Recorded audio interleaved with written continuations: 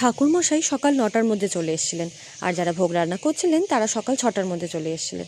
তো যেহেতু সেদিন গ্রহণ ছিল, সব কিছু তাড়াতাড়ি করে নেওয়ার ছিল, তাই রিতকে একদম সকাল সকাল ঘুম থেকে উঠিয়ে স্নান করিয়ে খাইয়ে একবারে আমাদের সাথেই নিচে নিয়ে চলে গেছিলাম।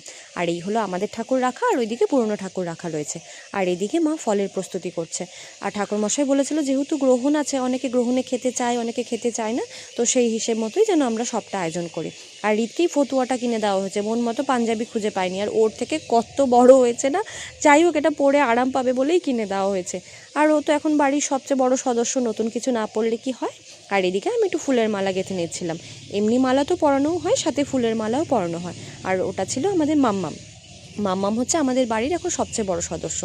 আর এটা হচ্ছে ছোটো মা, আর এদিকে হচ্ছে মামুনি, আমার দুই কাকি শাশুড়ি সবাই মিলেই আয়োজন করছে, আর মা ঘট বসিয়ে নিচ্ছে।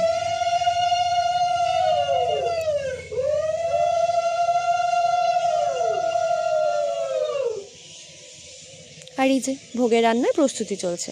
তো আজকের গল্প তো এইটুকুই, কাল আবার আসবো।